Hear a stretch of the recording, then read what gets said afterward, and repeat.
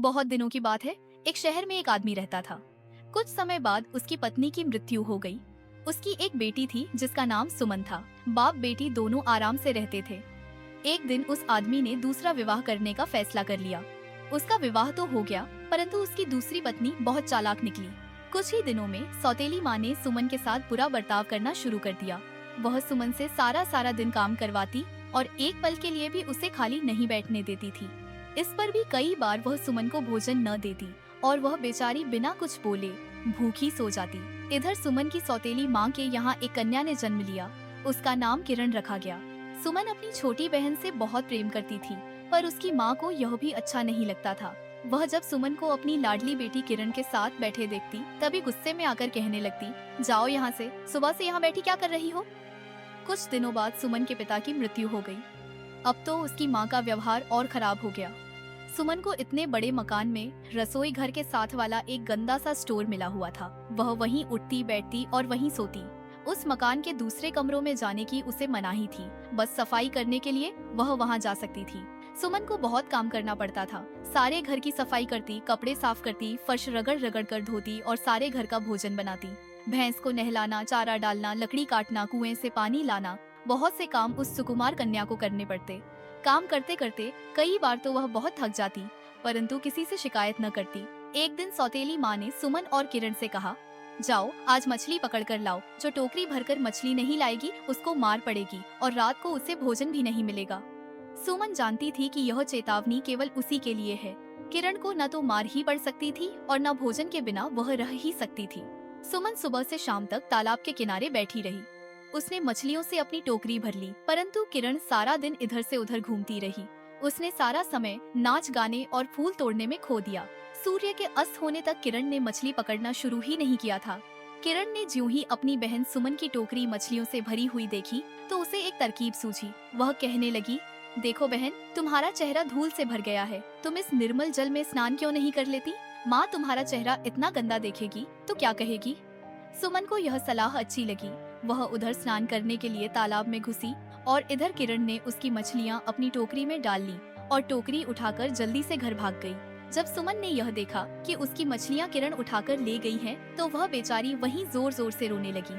थोड़ी ही देर में उस तालाब में से एक जलपरी निकली और सुमन से कहने लगी, क्या बात है बेटी, इतनी जोर जोर से क्यों रो रही हो। तब सुमन ने जलपरी से सारी कथा कह सुनाई और बोली, मेरी रक्षा करो, आज जब मैं घर पहुंचूंगी तो मेरी सौतेली माँ मुझे बहुत मारेगी। जलपरी ने उसे हौसला दिया और कहा, चिंता मत करो बेटी, तुम्हारे कष्ट के दिन दूर होने वाले हैं। तुम्हारी टोकरी में मैंने एक सुनहरी आंखों वाली मछली रख दी है। इस मछली को अपने घर के पास वाले कुएं में डाल देना, बस फिर इससे तुम जो मांगोगी वही मिलेगा। सुमन ने जलपरी को धन्यवाद दिया और घर जाकर उस मछली को अपने कुएं में छोड़ दिया। उस रात उसकी सौतेली माँ ने उससे कुछ नहीं कहा। जब सुमन उस कुएं पर पानी भरने जाती तो वह मछली उसे दिखाई देती और उससे बातें भी करती, परंतु जब कोई और जाता तो वह मछली पानी में छिप जाती।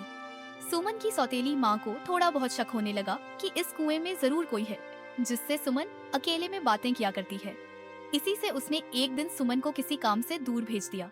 सुमन की अनुपस्थिति से लाभ उठाकर उसकी माँ ने कुएं से उस मछली को निकाल लिया। सुमन के लौटने से पहले ही उसकी माँ ने उस मछली को पकाकर खा भी लिया।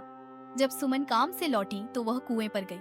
वहां पहुंचकर वह मछली को बुलाने लगी, पर मछली ने कोई जवाब नहीं दिया। वहां मछली होती तो कोई जवाब आता भी। सुमन वहीं कुएं की दीवार से सिर पटक पटक कर रोने लगी। फिर वहां जलपरी आई और कहने लगी, बेटी चुप हो जाओ, रोने से काम नहीं चलेगा। तुम्हारी सौतेली माँ खा गई है। उसने मछली की हड्डियां सामने के मैदान में फेंक दी हैं। तुम उन हड्डियों को उठाकर अपने कमरे में दफना दो, बस फिर तुम्हें किसी प्रकार का कष्ट नहीं होगा। सुमन ने वैसा ही किया। मछली की हड्डियों को दफनाने के तुरंत बाद ही सुमन को सलमे सितारों से जड़ी एक साड़ी और सैंडल मिले। दूसरे दिन एक त्योहार था। त्योहार में लाखों लोग इकट्ठे होकर झूला झूलते और खुशियां मनाते थे, परंतु उस दिन सुबह ही सुमन को घर बैठने का हुक्म हो गया। उसकी सौतेली माँ ने चने और चावल से भरी दो बड़ी बड़ी टोकरियों को जानबूझकर आपस में मिला दिया। वह सुमन को मेले में नहीं ले जाना चाहती थी।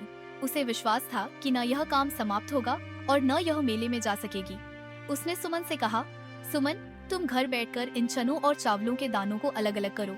घबराने की कोई बात नहीं, थोड़ी देर का काम है, जल्दी से खत्म करके मेले में आ जाना।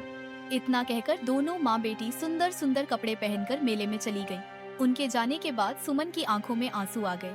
उस मेले में वह भी सज धज कर जाना चाहती थी। वह मन ही मन कई बार सोचती कि जब हम दोनों ही एक बाप की बेटी हैं, तो उसमें और मुझ में इतना अंतर क्यों?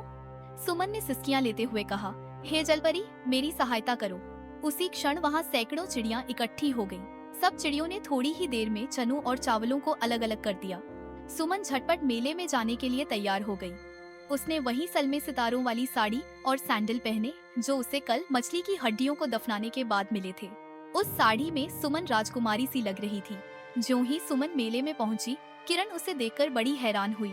वह अपनी माँ के कानों में कहने लगी, देखो माँ, कितनी खूबसूरत लड़की है। ऐसा लगता है जैसे कोई राजकुमारी हो। इसकी शक्ल बहुत कुछ हमारी बहन सुमन से मिलती जुलती है। उधर जब सुमन ने देखा कि उसकी सौतेली माँ और किरण उसकी ओर आंखें फाड़ फाड़ कर देख रही हैं, तो वह वहाँ से भागने लगी। जल्दी में उसका एक सैंडल वहीं रह गया।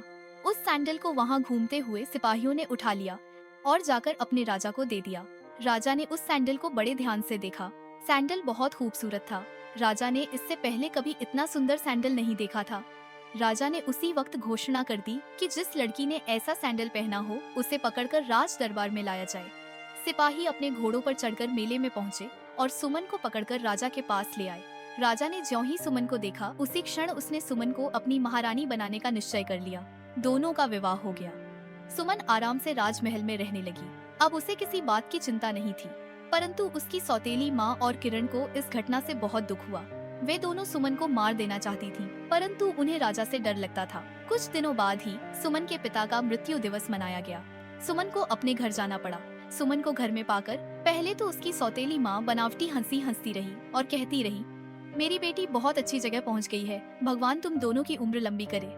फिर थोड़ी देर बाद चेहरे पर गंभीर भाव लाकर कहने लगी, आज के दिन मैं भिखारियों को नारियल देना चाहती हूँ। कितना अच्छा हो कि तुम खुद ही नारियल तोड़कर भिखारियों को दे दो। सुमन बड़ी खुश होकर नारियल के पेड़ पर चढ़ गई। जैसे ही सुमन ऊपर पहुंचकर नारियल तोड़ने लगी, सौतेली माँ ने नीचे से वृक्ष काट दिया। सौतेली माँ अंदर ही अंदर बहुत खुश थी, पर बाहर आंखों से बनावटी आंसू भी गिर रहे थे। वह रोती रोती राजा के पास पहुंची। वहां जाकर वह जोर जोर से चिल्लाने लगी, महाराज, मैं लुट गई। मेरी बेटी नारियल वृक्ष से गिरकर मर गई। हे भगवान, तुमने मुझे क्यों न उठा लिया? राजा को सुमन के मर जाने का बहुत दुख हुआ। विनाश काले विपरीत बुद्धि वाली कहावत सुमन की सौतेली माँ पर भी चरितार्थ हुई। सुमन उस वृक्ष से गिरकर बेहोश हो गई थी। उसकी मृत्यु नहीं हुई थी। सुमन को एक बूढ़ी स्त्री उठाकर अपने घर ले गई। उस बूढ़ी स्त्री के कोई संतान नहीं थी। उसने अपनी सारी पूंजी लगाकर सुमन का इलाज करवाया। सुमन कुछ ही दिन में ठीक हो गई। दूसरी ओर सौतेली माँ चाहती थी कि किसी तरह राजा उसकी बेटी किरण के साथ विवाह कर ले और उसकी बेटी महारानी बन जाए। राजा ने इस पर कोई आपत्ति नहीं की और किरण से विवाह कर लिया। एक दिन राजा जंगल में शिकार खेलने गया। शिकार खेलते खेलते रात हो गई। राजा रास्ता भूल गया और उसने जंगल में ही रात बिताने का निश्चय किया। आसपास कोई मकान या सराय भी नहीं थी। राजा को दूर एक दीपक जलता दिखाई दिया। वह उसी ओर चल दिया। वहां पहुंचकर उसने दरवाजा खटखटाया। बूढ़ी स्त्री ने दरवाजा खोल दिया। राजा ने कहा, मैं राजा हूँ। शिकार खेलते खेलते रात हो गई। यदि तुम आज रात यहाँ ठहरने दो तो तुम्हारी बड़ी मेहरबानी होगी। मैं सुबह होते ही यहाँ से चला जाऊंगा। उस स्त्री ने राजा को अंदर बिठा लिया। यह वही घर था जहाँ सुमन रहती थी। उस स्त्री ने राजा को भोजन खिलाया। भोजन बड़ा स्वादिष्ट था और उसमें भी केवल वही पदार्थ बनाए गए थे जो राजा को बहुत अच्छे लगते थे। राजा ने उस स्त्री से पूछा, माताजी, यह भोजन किसने बनाया है? मेरी बेटी ने, उस स्त्री ने जवाब दिया। कहाँ है तुम्हारी बेटी? राजा ने पूछा। बूढ़ी स्त्री ने सुमन को राजा के सामने खड़ा कर दिया और कहा, यह रही मेरी बेटी। राजा सुमन को दोबारा पाकर बहुत खुश हुआ। सुमन ने सारी बात राजा से कह सुनाई। राजा ने किरण और उसकी माँ को जेलखाने में डाल दिया। अब उसकी सौतेली माँ और किरण को मालूम हो गया कि भगवान के घर देर हो सकती है, अंधेर नहीं। अंत भला तो सब भला। अब सुमन सुख शांति से राजा के साथ रहने लगी। वह एक अच्छी और दयालु महारानी बनी। उसे किसी बात की चिंता नहीं थी, क्योंकि उसका भाग्य और न्याय दोनों उसके साथ थे। आगे और ऐसी कहानी सुनने के लिए हमारे चैनल को सब्सक्राइब करें और कमेंट में जरूर बताएं ये कहानी कैसी लगी।